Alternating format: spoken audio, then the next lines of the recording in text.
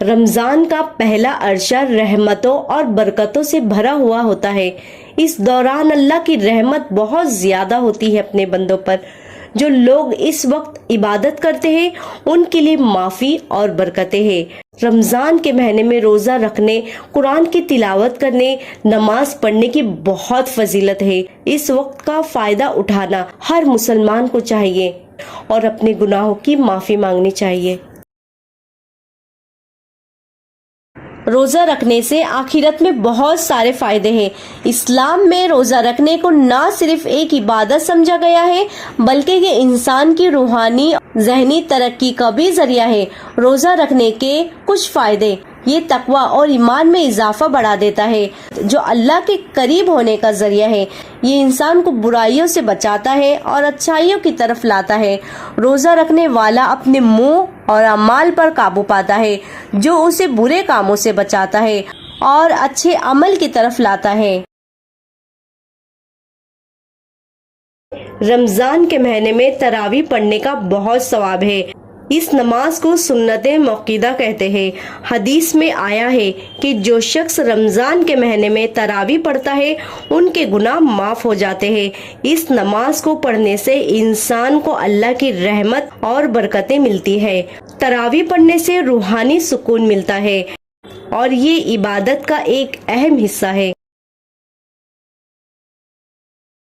اگر آپ بھی روزہ رکھتے ہیں تو آئیے جانتے ہیں کہ جنت میں روزے دار کن دروازوں سے داخل ہوگے۔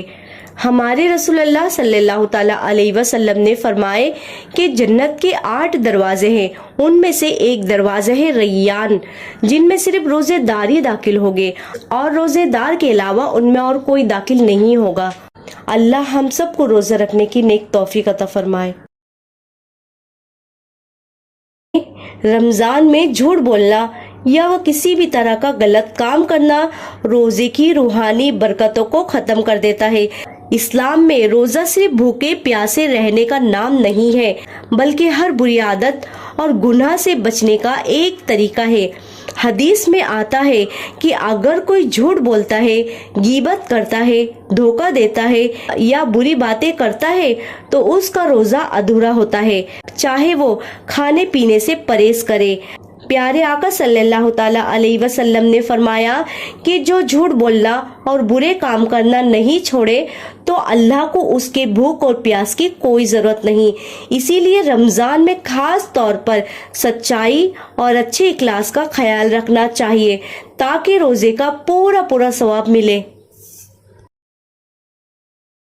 رمضان کے مہینے میں قرآن پڑھنے کا بہت بڑا ثواب ملتا ہے۔ یہ مہینہ خود قرآن کے نزول ہونے کا بھی ہے، اس لیے اس مہینے میں قرآن کی تلاوت کرنے کا بہت ثواب ملتا ہے۔ حدیث میں آتا ہے کہ رمضان میں ہر نیکی کا ثواب کئی گنا بڑھا دیا جاتا ہے۔ خاص طور پر قرآن پڑھنے، سمجھنے اور اس پر عمل کرنے کا ثواب بہت زیادہ ہو جاتا ہے۔ ایک حدیث کے مطابق نبی کریم صلی اللہ تعالی علیہ وسلم نے فرمایا، جو شخص قرآن کا ایک حرف سمجھ کے پڑھے اسے نیکی ملتی ہے۔ رمضان میں یہ ثواب تو اور بڑھا دیا جاتا ہے۔ اس کے علاوہ رمضان میں قرآن کی تلاوت کرنے سے دل کی روشنی بڑھتی ہے، گناہ معاف ہوتے ہیں اور یہ اللہ کی رحمت پانے کا بہترین ذریعہ ہے۔ اس لیے اس مبارک مہینے میں زیادہ سے زیادہ قرآن پڑھنا اور سننا اور اس پر عمل کرنا بہت ثواب ملتا ہے۔